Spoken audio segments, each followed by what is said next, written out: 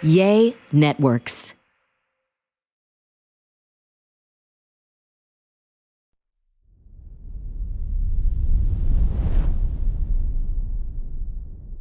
Welcome to a brand new episode of the Fitish podcast. I hope everyone had a wonderful Thanksgiving. Yeah, I hope everybody survived the holiday. It's and funny. Your families. Yeah, right? Gosh, I think this is just a blanket statement, but it goes with, like, I think everyone should just know that everyone's family is fucked up, right? In some capacity. So I would love to hear your stories. Mine, by comparison these days, is like less fucked up than I feel like it used to be. But I think that's the reality, right? Like there used to be so much shame in people. But now that I've talked with coworkers and friends about this recently, just because a lot of us have had various moments of drama with family members. And it seems like even though stories are drastically different, you know, depending on the scenario, everyone kind of has a story, right? Whether it's fallout with certain family members or just drama in general. So hopefully it made for some good drama for y'all over the holiday. The thing about me having a small family is it's really just Fran and Remy and my mom and I. Pretty fucked up. No, it's not. It's not. It's like super low key. Like we kind of have that vibe of just like, when y'all want to eat, let's make some stuff. Let's eat. Let's lay on the couch. Let's do whatever in pajamas all day. Like it's actually pretty chill aside from candy falling. Yeah. Y'all. What about that? Like I thought I couldn't chew gum and walk at the same time, but your mom says hold my beer. My poor mom, y'all. There is a time, right? I'm just going to present this to everyone. At what age does falling go from being ha funny to, oh my gosh, they're old and things might not be okay? I think she's in that age. She is. And it's okay. We talked about this, her and I, in the car, because I had that same With all the statement to her. respect. Falling, a simple, innocuous trip and fall. Oh my gosh, mom, ha funny. So my mom and I was actually taking her to get her nails done because she has been working her ass off for me, helping with Remy so much more than normal. I mean, she's already amazing with him and helps us so much. But I had this whole big Neiman Marcus takeover event with Fitish, which we'll talk about in a minute because we had to get scrappy and things, you know, if you came out to that. But I'll fill you in on some funny behind the scenes stuff. But so anyway, after all that wrapped up, I was like, Mom, I'm going to take you to get a pedicure. You're so tired. You haven't had a pedicure in like 2 years. No, I don't know. So we're on our way out the door. I'm walking towards the front door. We have a living room that's like one step down from the entry. You know, it's one step. It's easy to miss. Not if you live there and you know it's there. But she has this really hard time lately. She's missing stairs on the way up. So she barely like grazes it and trips, but her hands are full. So she's right. I mean, she's probably 6 feet from me, so I couldn't catch her. But I was like, oh my gosh, Mom. But it looked like a very small fall, like not a violent one, you know? But she falls. I could tell it was like knee and maybe like a little bit of forehead. And she lays and I go, Mom. And she's not responding to me. And I'm like, oh my God, she's knocked unconscious. I was like, Mom. And she looks at me. She's like, almost like in a movie, like she like sits up and looks at me. And then she just like gracefully lays her head back down like she passes out. And I'm like, oh my God. So of course that by now I'm like next to her. I'm shaking her awake, being like, oh my God, I'm gonna have to call an ambulance. No, she just kind of opens her eyes, but I could tell she argues this with me still. She was definitely unconscious for 2 to 3 seconds. And she had a little bump that started to grow. She's like, I'm fine, sits down for a minute. I'm like, thinking to myself, is she fine? I mean, God, there's a lot of head bumping going on between a baby and a grandma in the house. Like, what's happening here, you know? So we still go to get our nails done. And throughout the nail getting done process, I see this bump on her. Did you take power tools? Because you said that she hasn't gotten No, I was just kidding. It's just, no. She was actually just getting a pedicure. There was a little bump on her eyebrow bone. And I'm like, what? She's like, she was kind of laughing, like excited. Like, I've never had a black eye in my life. And I'm like, this is going to be the first time for sure. I haven't had a black eye either. Me neither. And really? Not by lack of being punched in the face. Just don't bruise in that area. How many times have you been punched in the face in your life? One too many. How many? I'm going to say 3, 4. 3 to 4? Yeah. Wow. Right on, square in the eye, nose. I mean. Oh, well, just, like a fist fight. Wow. Is that your subtle way of saying you won? You kicked their ass because you never got a black eye or what? No. Well, most of the cases, there might be one or two cases that I didn't come up on top, but one of those cases was in a closing. The former seller Are you didn't move serious? out, and he literally like we closed, we fund, we went to the house. My client had everything ready to move in. That same day, he hadn't moved a thing of his house. And so you beat the shit out of him? What? How did it jump to that? No. This guy was like around 80 something. The guy you got in a fist fight with? A veteran. I didn't get in a fist fight. How have I never heard this story? I So was like, okay, I'll finish Candy's story in a second. Go ahead. He was a veteran. And You beat the shit out of an 80. This is actually making you sound really bad all of a sudden. wait, there was no fist. There was no reciprocity in the punching. So I go to his house, knock on the door, and it's like, hey, you are in private property. You're violating private property. Like, this is my client's house. And it's like, no, it's not. It's my house. It's like, sir, we closed. This is not your house anymore. And I am so sorry, but if you don't move all of it, we're just going to change the locks, and everything that is still in the house, it's going to be my client's. And he's like, well, let me go inside and I'm gonna get something to show you that it's still my house. And like he was kind of referring of a gun. Sure. And I was like, sir, I'm just going to call the police. It's like, this is my house. And he went and sucker punched me in the face. That's amazing. And I was like, my client was laughing his ass off. He was super upset, but that brought levity into the situation. So I was like, I've proven to my clients that I'll take a punch for them. Wow. But first, that's actually like a really great tagline for you and your business. That's a great story. Yeah. I can't believe we've been together this long and you've never told me that story. I love it. Yeah, so it was just like, and he's like, he wasn't old enough for me to think that he was just absolutely senile. Did it knock you out? Did you fall to the ground? Did it hurt? No, it didn't. Like he was It like hurt, this big. but okay. And then so what was the resolution of all of this? What happened? Oh, the police came. We gave him 2 hours. Oh, did he not realize he had sold his house, or He was realized that he just wanted to shyster. Like the things that he was a shyster because he was trying to get the funds and be able to fund his move. Oh, I don't know why. I don't know why I have sympathy for the old man here, knowing that you got punched and he was crazy. But And the thing is that he lived with his son, and his son was also a little a-hole. oh, And but it was just the craziest. Like I've never dealt with this in this country. Like in Mexico, dealt couple times. People not moving out. in Mexico, normal. No, that's so funny. No. But there's something that happens there that gets lost in translation. Wow, that's so interesting. Well, I'm glad you're okay. Candy's okay, by the way, but she has a full black eye. And literally in this moment, I think she's at the Play Street Museum with Remy. And she already has decided she's going to tell everyone it's because he threw something at her or hit her in the eye. Because you got to come up with a good story, right?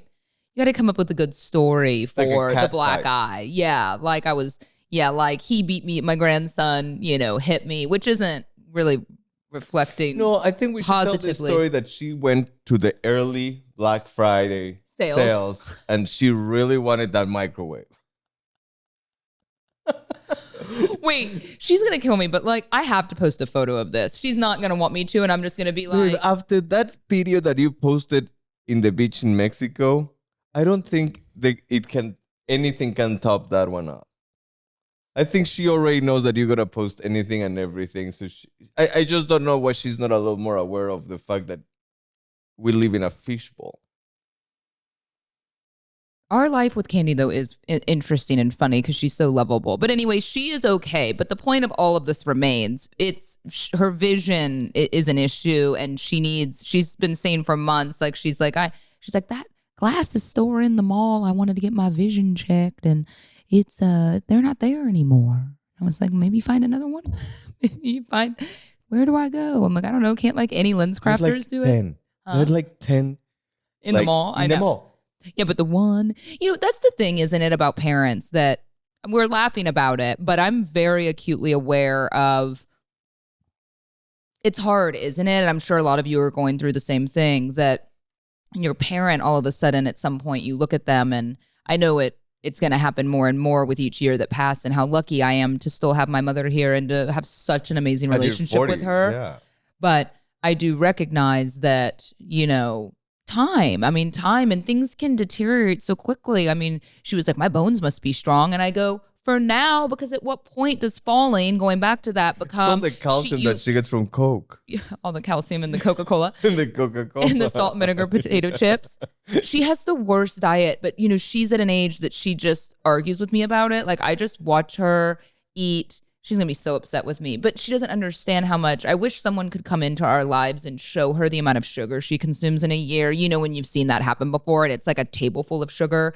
And you think they'll change if you show her? That's the thing, it won't, because I fought with her about it for a really long time. And I think my mom's always been in this position that she was so skinny growing up. And so, she was able to eat like garbage and or eat nothing, or just live off Coca-Cola and peanut M&Ms and potato chips and cheese cubes. And like, that's her diet. And so as an adult, she just kind of doesn't eat much and eats like shit when she does, but she thinks, she eats vegetables once a month. Cook more often, because she ate all your food too. She ate my mushrooms. I know, she said they were yummy, but anyway, it's at what point it's hard to change someone. It's hard for them to really understand, exactly how unhealthy they are. Like, she used to feed me cartons of apple juice as a kid. And so I saw some in the fridge the other day, like the Mott's. And I'm really only strict, I feel, about two things with Remy. You would have been 2 feet taller. I mean, I don't think I want to be 7'5", but I mean, sure. She stunted your growth, babe. Well, also, like, my mom and dad both have super skinny, lean body types. And, my mom's not as skinny as she used to be, but she was like painfully thin. Really like, my mom weighed what I weigh now, fully pregnant. I mean, I think she told me she weighed like 118 pounds, like 9 months pregnant. And I'm like, what? So that's how skinny she was. So she was painfully thin, hated it. So was my dad. How did I get like a natural, more like curvy body type? It was because all the fucking apple juice, right? It was the sugar. So I grew up with such a sugar addiction. So I know this is so boring, but like, I do really believe that sugar is the devil, and I love it. And it's too late for us. I mean, a lot of us still consume a lot of sugar, but knowing what we know now, I really work hard to have Remy not have too much processed food and too much sugar. Sure, every now and then, I'm not going to be so strict on it. Like, every now and then he's at a birthday party, fine. I'm not going to say no to like cookies and cake and stuff as he gets older, but I think all the packaged garbage is just terrible. But we didn't know any better when we were young. So anyway, going back to, I feel like I'm strict about two things with Remy. One, I've had to kind of chill on, which was TV time. It is what it is, I think it's really hard to regulate that with different caretakers and all of us, and kind of using it here and there. I think we stick with good programming, but we're definitely not always under, an hour a day or no screen time at all in a day. But sugar's my thing. And I've said to my mom repeatedly, please, please, please, like, I want the mimosa version of apple juice. Like, I want, mostly water, a splash of really good orange juice, or a splash of like more organic apple juice. That's what I want when he says juice, because now you give that kid one juice box for days. He's like, juice? Oh, no. They said that it's more addictive than cocaine. Of course it is. So anyway, yeah, that's my like one thing as a parent, that I just want to kind of chill on the sugar for as long as possible. Yeah. At some point, it's inevitable, right? Those of you with kids, you're like, yeah, good luck come Halloween. But yeah, for now, I can at least like table it for a minute until they get more active and kind of have a better diet. Yeah. So anyway, yeah, that's my thing. But yeah, Candy's all right. Other than her eyesight, I mean, she must be blind. So I guess she's just driving Remy around town too. So we'll see how that's going. But that makes me feel the warm and fuzz. The warm and fuzz. We got to take a quick break and hear from some of the Fitish podcast sponsors, but we'll be right back. Being in the grocery store during the holidays is like being stuck in a maze, isn't it? And then the wine aisle. I mean, I was at the grocery store the other day and I was like, wow, I want to get some wine for Thanksgiving. And I went, I can't even bother. It's just too overwhelming. And then you feel this pressure, like you don't know what's good and you're looking at the ratings, and y'all know I love wine. So I love First Leaf. First Leaf is a wine club that sends personalized shipments of bottles based on your unique palate. Y'all know me, and I really only drink red wine. Sure, I'll try white here and there, but I really like heavy red. So First Leaf makes it so easy because all I do is go to the website, answer a few questions about my likes and dislikes, and then their team selects a customized assortment of world-class wines based on my preferences. And then after you try the wines, you can rate them. So then First Leaf can kind of start curating, right, to your preferences. I didn't liked this one, and then over time you're going to get wines that you enjoy more and more. It is so easy to get personalized wine boxes delivered on schedule right to your door. I even chose the day that my shipment would come, so then I don't have to stress about missing a delivery. And really the best part, because y'all know wine can get expensive, First Leaf wine is priced 30% lower than what you'd pay at the wine store, and every selection is backed by First Leaf's 100% satisfaction guarantee. Find the wine you'll love this holiday season with First Leaf. Go to tryfirstleaf.com/Fitish to sign up, and you will get your first 6 hand-curated bottles for just $44.95. That's tryfirstleaf.com, firstleaf.com/Fitish. Try firstleaf.com/Fitish. $44.95 for your first 6 bottles of wine. Can't beat that. It probably comes as no surprise that this is the absolute busiest time of year if you own a small business, especially for a business like mine, which is a product that is mostly direct to consumer and needs to be shipped to your home when you go online and place an order. And I don't know if a lot of you know this, but ShipStation has actually been one of my best business decisions, right? Since I started Fitish nearly 5 years ago. I started using ShipStation when it was just me with my idea, and I was selling some sweatshirts to kind of promote this new brand that I had created. ShipStation has since grown with the brand to a point now that I have my own warehouse, and ShipStation makes everything so easy. And if you're like, what is ShipStation? Why do I need it? Well, if you have any kind of small business, it could be a little Etsy store, or you're drop shipping with Amazon, or whatever you're doing, ShipStation integrates with all of these platforms and makes your life so much easier and gives you a huge savings with all the different shipping providers across the country. It's actually so fun to go into my warehouse and watch our shipping label printer just print everything off, and then we can just easily pack boxes. But I love it. And like I said, it integrates with anything that you'd want to be selling online, from Amazon to eBay to Etsy, Shopify, which is what I use, and so many more. Simplify and automate your shipping, no matter how big your business grows. Let your customers shop risk-free this holiday season with ShipStation. Go to ShipStation.com and use my code FITISH today and sign up for your free 60-day trial. That's ShipStation.com, and the code is FITISH. Fitish is sponsored by BetterHelp. Fran and I have talked frequently about our use of this online therapy service, and the holiday season really makes you quite self-aware, doesn't it, of how you're feeling about things. And it can be a very difficult time for a lot of us if you don't have a lot of family, or if you haven't had a good year. There's something about the holidays that just makes you start kind of thinking back and reflecting on the whole year and where you're at. And when it comes to gift giving, I think as we get older, you want to give gifts that are meaningful, and maybe even treat yourself to something that's going to have, a longer lasting positive effect on your well-being. And I think giving BetterHelp a try is the perfect solution to what kind of gift should I give myself or the one I love. Now, I'm not saying buy your significant other packages to BetterHelp, but I think it is a nice conversation to bring up during the holiday season that giving some therapy a try is always a good idea.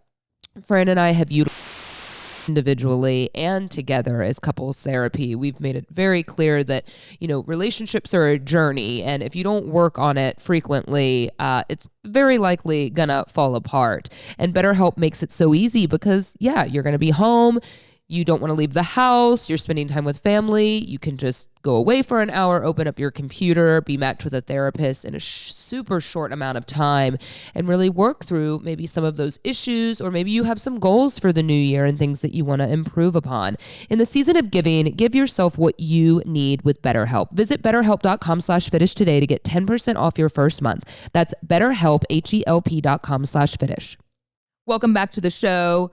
We've had a lot of exciting things happening in our life. Well, just really busy, actually. I should just say we've been really really busy. Remy had his school interview. We have to kind of give a quick update on that. We don't have time to do everything we want to talk about today. So a quick update on that because I know we talked about it so much and my stress was warranted. My stress was warranted, by the way. I never said it wasn't. You keep looking at me like I just. So you stressed out of an outcome. I knew that it was about to happen the way that it happened or somewhere where it happened. I just couldn't control what he was about to do. And he did the most amazing. I'm doing that so you can hear my eyes rolling. It's so easy to sit here in hindsight and go, I knew it was going to be that way. No, you didn't. You've never been a part of that before. I didn't know it was going to be that way. It's so unfair to be like, he did so amazing. But just so y'all know, if you've ever, just because I'm going to, fine. Just stop. I'm going to tell the audience who's interested in what happened. They're interested, especially the mothers out there who may have to go on a school interview. Yeah. So dress your kid, keep them well fed, let them run through the parking lot before you go inside. The food's always the issue, right? This is the time I go back on my sugar. I would have not been opposed to a juice box before he goes in there, get him a little sugar running through his veins. But he, it was very much, it was actually different than I thought it was going to be. They brought us into a room. Again, this is a Montessori, if you're familiar with Montessori style, but the admissions director and the woman that did the interview is super nice. You know, everyone's very nice there, but it was so funny because they brought us into a room and it looks kind of like a psychiatrist's office, like with a couch and a table and then a bunch of just Montessori, like the wooden toys on shelves. And we were kind of directed to sit on the couch. She didn't even really say anything to us. She kneeled down on the ground. Remy immediately started playing with toys, which was great. But y'all, for 25 minutes, there was like no conversation happening other than her just watching him play with toys. And at some point I smelled poop. So I knew he had gone to the bathroom. You didn't give him sugar. You didn't give him coffee because he pooped right away. He pooped well, because he was probably a little nervous. Like he knew he was being tested. It was his pooping time. It was his pooping hour. I actually don't care about that because like. It seems seamless. I think he just needed to poop and he didn't even make faces. Like, I'm just going to get it out of the way. Hopefully it doesn't smell too much. It did smell a little too much. Well, the long and the short of it is he didn't cry. He was friendly. She told us at some point that she was kind of watching for processes because he's playing with a lot of toys he's never played with. You know, a car on a track that has to go all the way down and wooden coins and the little register and just toys that we don't have at home, like squares, shapes, you know, puzzles of shapes and a lot of stuff that he's never played with. So, you know, the point is that they look for them trying to figure it out, not having perfection. But that's what I mean that he did amazing. Like he had all these toys that he'd never played with before and he was playing appropriately with them. But you know how it is. You're watching your child from afar and she's sitting with him and he's like not figuring out how to get a shape in the right hole. And then he does. And you know, Fran and I are like, yes, because we know that that's not really what he's being quizzed on. Like I was just happy that he didn't cry and cling to us. Melting down. Yeah, that he was just exploring the room, totally confident and fine. So anyway, we think it went well. We'll let you know. We still don't know if we got into the school or not. So you know, we're looking at somewhere like in the spring next year for this, hopefully. So that went well. That was funny. But yeah, just interesting, really interesting to see like a child that age kind of how they're going to be in that scenario. But yeah, we were excited about it. It was good. I think. And I love the school, by the way. Like, you know, you just have a vibe. Every parent will tell you. You're just going to know if you like the daycare, you like the school and the people that you meet, you're just going to kind of have a feeling. I think we've always had a feeling about this particular school. Also the fact that it's like a prison in the best way, like really hard to get into, like one entrance with like multiple key cards and like armed guards because as unfortunate as it is, I mean, that matters, right? Like you don't want to have these random, we went to a school one time and these people were like, oh, that door's not supposed to be open. And we were like, oh, you know, Fran and I kind of look at each other because, yeah, I mean, especially when you have a really young child, you know, I mean, you're just. And do you remember the cribs in that same place that they were like metal, like it looked like a little kid jail, like a juvie? Oh, the cribs. Well, I know, but I mean, you know, at a daycare, like, well, I'm not really worried about the aesthetic. You're worried about the aesthetic of the cribs? It's just too cold. Too cold? Anyway, so we'll see. Again, Fran's going to struggle on his own with the 8 to 11:30 hours of the school day. The 8 to 11:30. We had so many people write us, by the way. I'm the one that reads and responds to the to the comments, but just like, Fran, you made a comment, by the way. I actually screenshotted it. This woman wrote us a DM and she said, Fran telling, what did you say on the last show? I think it was something along the lines of that are you scabbed or hardened, or what did you say about parents that have been doing daycare for a long time, that they have what did you refer to it as? A callus. A callus. And a mom wrote us and said, she's so nice. She goes, Fran, she was okay with it, but she was like, Fran, I'm a working mom. I have a really young, 8-month-old something in daycare all day. Like, it's so when am I going to develop my callus? Because I haven't. Because like, imagine, we are so lucky in that way that we haven't had to do what most people do, that we have this family help and this kind of hybrid working situation that we're able to do and see Remy during the day. Because I think that's part of it, right? I think we all understand, like, it's not that we want to be like the full caretaker all day, every day, because we do need to work and do other things, but just the safety aspect of it, right? Like knowing he's there, knowing you can kiss your child. And it is not lost on me that, that's everything that I want, So when is she going to develop her callus? She wants to know. Well, I feel you. Whoever this person was, I feel her. Yes, for sure, because I would never be able to develop my callus. And I think people do like get a little more used to it. That's all it is. What I meant. You get a little more used to it, and that's what I meant when you develop a callus with this, and you start feeling a little less, I don't know, like sensitive about letting your child go every day. But yeah, I will be with her. Like, I'm pretty sure I would have never developed a callus. I'll be like teary every morning, Oh, you're going to be, I'm already thinking about all the stages of life with Remy. This weekend, and I say this jokingly, I need to preface this, by the way. I think y'all know, I have my own, I have my own, you know what? I was literally about to go into something complimentary and then you pull this fucking shit. Like, it is not lost on me that, when y'all used to give me a hard time, oh, you're hard on Fran or whatever, which Fran was telling me y'all were saying that. I've never seen those with my own eyes. I am. Fran and I have our own issues and I get really frustrated about communication. I think bottom line for me, that's my biggest issue. But I will say this. He's such a great dad, and especially, and I've always said that. Everyone knows that, and I feel that way. But especially at times like over the weekend, I've had such a big work commitment, and Fran sends me photos when I'm working. We had this pop up at Neiman Marcus, which I'll tell you about right now. But he, sends me these photos during the day. Remy is in bed napping with him. Now, y'all remember, those of you that have listened for a long time, that this happened for an entire year. Remy's first year of life, every night. And every nap, well, the naps where you weren't working, not every nap, but like every night they would sleep together in another bedroom. And so that was really hard to break. So Fran, I knew what he was going to say. He was like, my soul needed it. Like, this was selfish for Fran. He wanted Remy to nap in our bed when I was working all day. Of course, now then Remy didn't want to nap the next day. And you say it's not because of that. I'm like, of course it was. He slept for like 2.5 hours in bed with you. He loved it. It's so funny because like he wakes up crying. Like he wakes up and then he looks, he goes back to sleep. Because you were right there. Of course. Yeah, I know. And then I woke up. You know what else he needs crying. to do? I look at him like. He needs to wake up, cry, see that no one's there, and then self-soothe himself back to sleep. He will get there. He will get there. But right now, that animals that take longer to gestate into adulthood and maturity are the smartest ones. That's why humans have to stay. It's a study. I'll send it to you. Mm-hmm. Men's Health? Yes. GQ. No. There's a study. That's why the humans are one of the smartest, great articles, right? Rational animals. Secondly, you see other animals that are with their parents the longest are the smartest.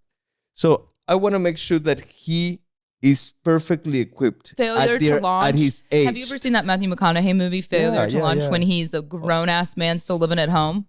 I think that's my brother. Right.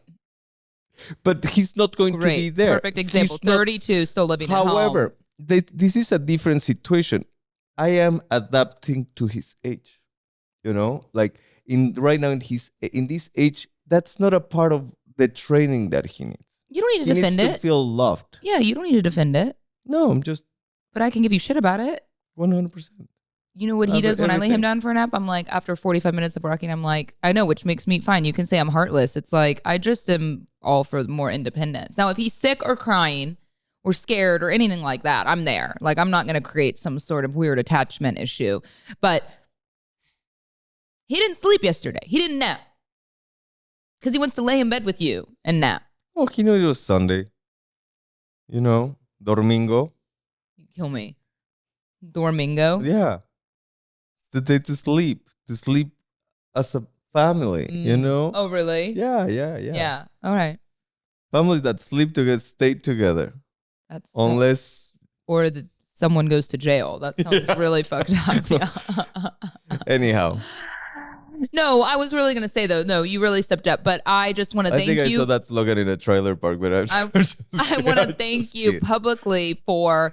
Fran is such a champ when it comes to like helping me with, especially when we're under pressure. We got an opportunity to be in the front of an Neiman Marcus, which, you know, if you're not familiar, it's a really high-end retailer that happens to carry my brand. And we're such a small brand. They're such a small business. We don't even sell a lot for them, which it's very hard, right? As you understand, they have these huge brands, kind of the Dior or Clé de Peau or Clarins or, you know, these other brands that are super expensive to buy. So we were so excited because, you know, these Neiman Marcus kind of entrances, it cost a lot of money for brands to take those over, especially during this time of year. But they just happened to have a few days of a window between, you know, like Prada and this other fragrance house doing these installs. They were like, it's open if you want it. And so we got scrappy, made a backdrop, banners, did all of this, did a pop-up for 2 days. And it was really tough, honestly, because, you know, I was out there like selling, wearing high heels, thank you for everyone that came. We did facials. It was awesome. We had a great turnout. They were happy with it. We sold some good product, but we didn't have any help to take it down. So we had to uninstall after like a 9-hour day of being on the floor on Saturday night. And I was like, Fran, I gotta get a handyman. I mean, I had been driving a U-Haul around that I rented. I was like, we gotta get a handyman. And he's like, got it, I'm there. And he came and we ripped that down and loaded it up. And Fran and I were at the office on Saturday night, late, unloading everything. So thank you. I appreciate you for helping me do that. Yeah. And then my mom for watching Remy. And so I think this is what you do. It's I think a village. Sometimes people think, you know, this is the thing about business though. Sure. You're like, Jenna, can't you hire someone to do that? Yeah. But like that's real expensive. And during a holiday time, especially if sales have been a little bit, you know, you don't want to spend because that's a premium price to pay someone to come do an install and take it down and movers and all of that. So yeah, we did it. Thank you. I appreciate you. I've like not been that tired in a while. Oh, babe, it's my pleasure. Like, I think that's what we do. That's what we do, right? Yeah. I know a lot of y'all that came by were like, I can't believe you're here for like 8 hours and not just a couple hours. I go, no, this is what we do. I mean, I think one day it'd be amazing if we were big enough that I'm like, hey, I'm here. Hey, I'm here. But I think, you know what's so valuable to me, by the way, is if I was only showing up for a couple hours to one of my own brand's events, I would miss out on so much opportunity meeting some of y'all because I swear, I think I cried no less than 5 times. I had a kid's family, a girl who her mom showed me a photo 11 years ago. We were on a trip together, and I know the trip just happened, you know, a week ago before Thanksgiving. So it was really nice to see because I'd say that's probably the thing I miss the most about working on the radio. But yeah, she is now 21 years old, had a transplant a few years ago. We did a princess makeover. She came. I had so many other women come to me that are dealing with cancer.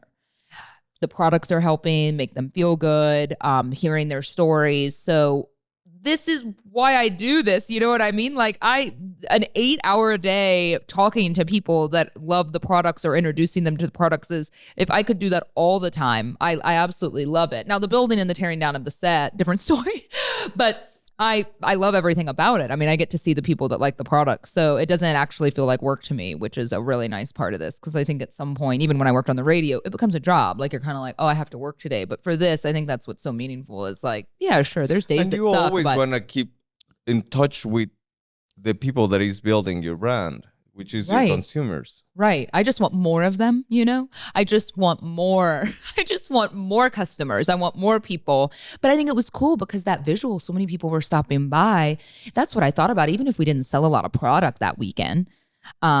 It was more about just think about how many people traipse through that North Park Mall in Dallas And the people you're see the touching. entrance. So I bet there were a lot of people that never heard of Fitish. They don't know me. They don't know what the brand is, but they see that. And that's like the first touch point of like, oh, I wonder what that is. And then maybe they'll see an ad sometime, or maybe they'll see it again, and they have that kind of familiarity. They say it takes someone 5 times. I don't know if y'all know that going into the holiday season, 5 times of touching something before you make a purchase when it comes to a product. Real estate's different, car shopping's different, but yeah, 5 times of, you see an ad or you see a TV commercial or your friend has it or your neighbor recommends it or whatever it is, an influencer you follow is promoting it. But yeah, 5 times of seeing something. Speaking of 5 times, we have some good sponsors of the Fitish podcast that I have talked to you about many times, and I only do it because I really like it. So let's take a break and hear from a sponsor of the Fitish podcast. So you say that it takes 5 times to touch something to be able to convert them. Have you ever heard that before? Yes, but not touching,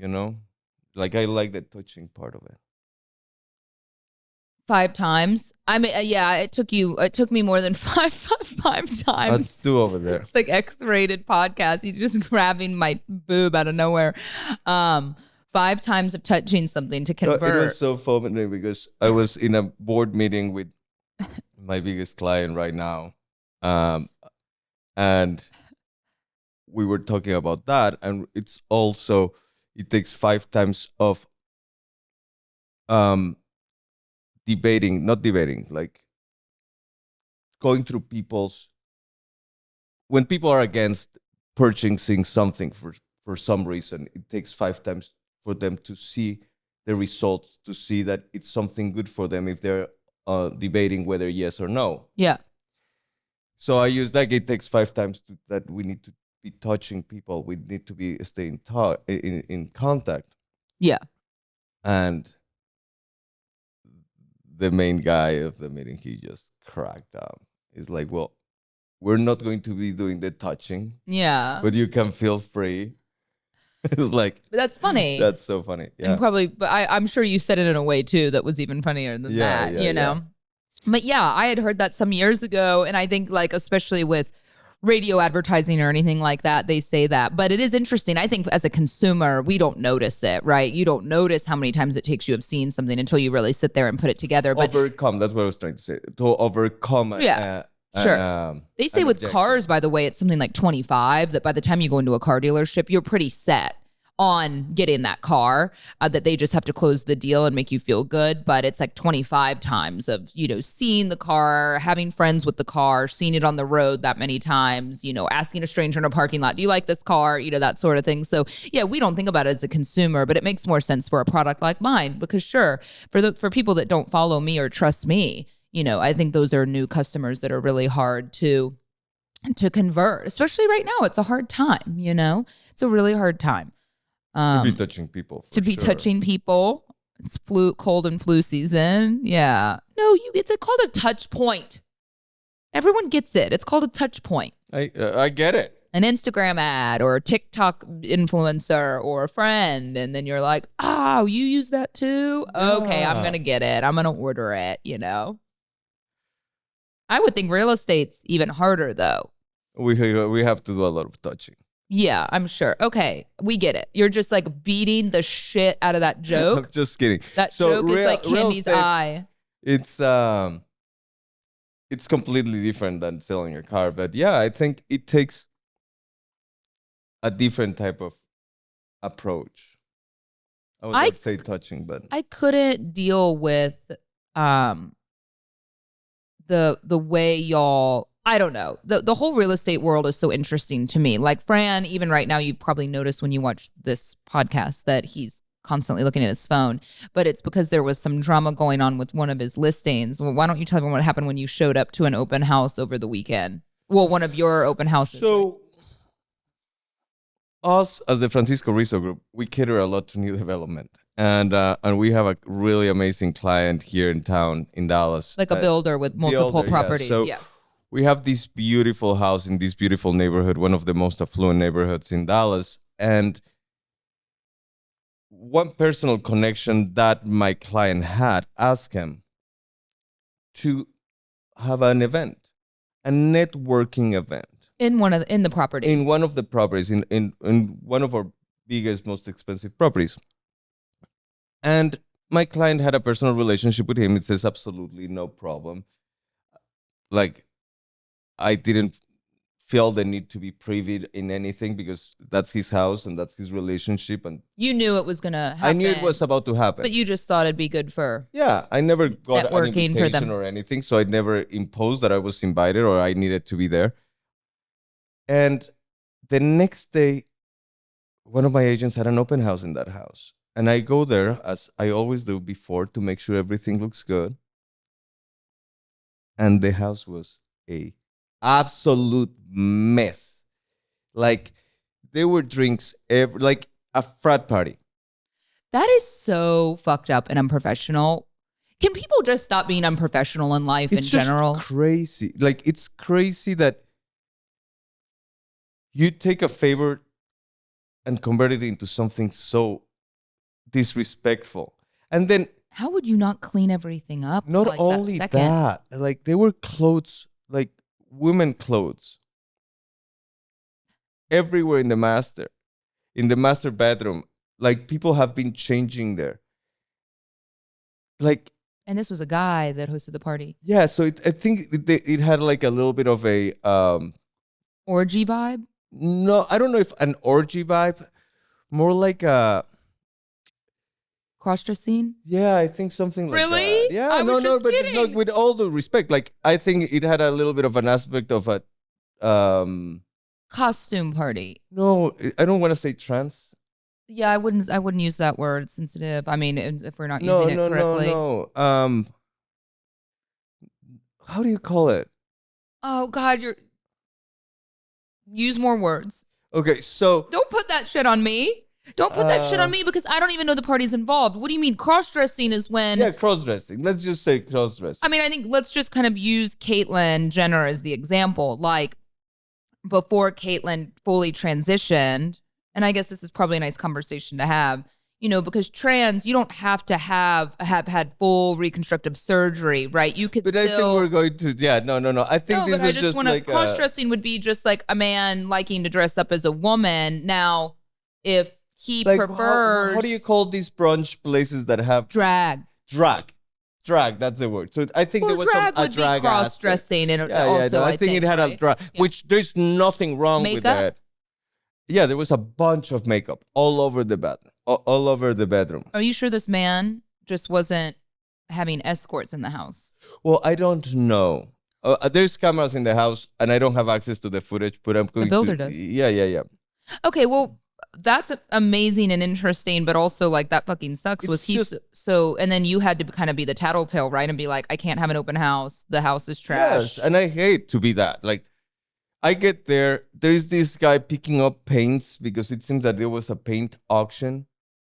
Every room, like a painting auction. Yeah, like every room had some weird furniture. Like, all my staging furniture was all over the place. Like, that's so bad. Like, in this level, that is so bad. What a drag. It was a big drag. But wow. Yeah, so crazy. And now it's just so funny because real estate is just wild. I just couldn't handle it. Like, the personalities and how difficult the whole thing is. And I mean, it can be such a great career, but it's also just, it's so much. It's just, I don't know, so much to deal with. Yes, you have to be a psychologist. You have to be very empathic. And I love that part of my job. I think you have to understand that you're dealing with people that are about to make one of the largest purchase, if not the largest purchase of their life. I remember I was so stressed. I needed you to give me therapy. Yeah, and that is an aspect that is very important. But when you're dealing with some of your peers and they're not as professional as the circumstances ask for, that's what's a really drag. I know this sounds like such an older person thing to say now that I'm an older millennial, but we used to get such a bad rap. Do y'all remember, those of you that are in your mid to late 30s or early 40s, when we were in our 20s joining the workforce, that we used to get so much shit from our elders about how y'all don't know work ethic anymore, da da da da da. Oh my gosh. I mean, where we're at now, because now it's a combination of like even worse than that, but with a lot of people that kind of grew up getting a medal for everything. I mean, I didn't get a first place medal unless I won. You know, this wasn't like every kid on the team gets a medal. Like, I don't want that for Remy either. I think it's such a disservice to growing up. I think it just kind of creates this culture of like, I'm a winner. And now with remote work and stuff, I deserve it. I deserve everything. I think, you know, I appreciate remote work because of how many days I woke up early to be in an office all the time. And I know a lot of y'all have had to go back to that, you know, but I just think this culture now is like kind of a, not everyone. I mean, obviously there's young people with a great work ethic, but you know, just in general, there's this dynamic of just like, oh my gosh, like whatever happened to just like a full 8-hour workday and sometimes more, you know what I mean? Because that's what we do at certain times of year. And also just this whole sense of like, you want to work from home and make 6 figures and also, you know, mom and do all these things. It's like, it's just unrealistic, you know, it's just, I don't know. It's just such a weird time, but kind of goes back to this whole level of just like, I'm professional. I talk with a lot of other founders about that because it's kind of the only people you can, you know, that have empathy and kind of understand from the perspective of running a business. But like this whole idea of just people like kind of quitting out of nowhere with no heads up and they feel totally justified in doing it. And it's like, where does that come from? I mean, sure, there is nothing wrong with being unhappy.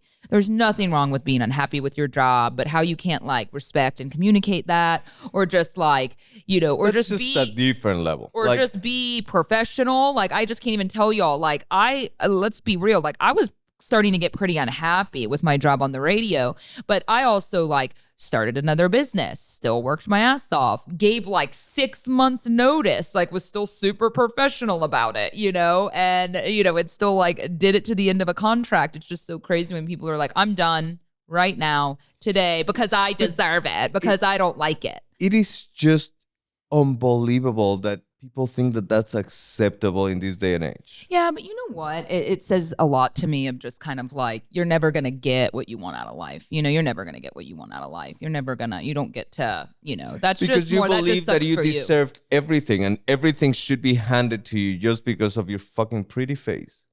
I don't know. I mean, I think not everyone has a pretty face that does stuff like that too. No, I know. But But they believe it's that just they so do have funny. a pretty face. But I watch, I'm not even speaking personally in general. It's like things I see. I mean, sure, stuff's happened with my business, but it's so funny. Like I watch you and your business and again, just sharing stories with people that are our age in business in general and kind of seeing that happen. It's just so like, it's crazy. Or my friends that own restaurants, that happens a lot, obviously. People just don't the show up restaurant to work. industry is the worst because they literally, in a high season, and even in normal season, these people have a job anywhere and pretty much that's everywhere true. they want. They can just start so somewhere. they can pick and choose. Yeah. Which you only get to burn a bridge one too many times. Sure. Like, and then you're that guy. Like, oh, that bartender is going to bail. Or that's like, I was there for 6 months. 6 months it took me to be in the business industry, in the restaurant industry, to say never again for profit. Yeah. Yeah, it was funny when I went to that Chase Bank conference because then I met a lot of people, and some of the people, someone I met runs a company where I've hired other people from. And then the stories they told me about those people were so vastly different than what I was told when I brought them in to work here. But then it all adds up because it's like at some point, you know, when do people recognize when you're miserable at every job you've had prior to being here? It should have been a heads up to me of like, oh, wow, like you're the problem. You know what I mean? Like it wasn't that job and I that's the think problem. that's something that you have, that's a half a year or quarterly analysis of performance. Like, hey, why is this person that I see a lot of potential not rising up to the occasion? Maybe it's because someone is squashing them down. Yeah, probably. And it's a constant seeing your team where they are at, like talking to them. Hey, what do you feel like? Create an environment where fear is not a thing. Like they can tell you anything and everything. And if you don't like them, you punch them in the face, but that's okay. I don't know. It's easier said than done. I do feel like I always tell my own team, like, if y'all are unhappy over work, just talk to me about it. But like, you can't know what people don't tell you. If they're miserable and they don't tell you, you have no idea, you know? So I think it's just difficult. People don't care. They're just selfish. They just don't care. They don't care. They just feel justified. They don't care.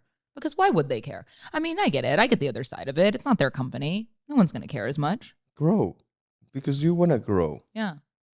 That's what you will care. You care because, especially when you're in a startup where you're nimble, you are lean, which that's limbo. Limble? Yeah, lean and nimble.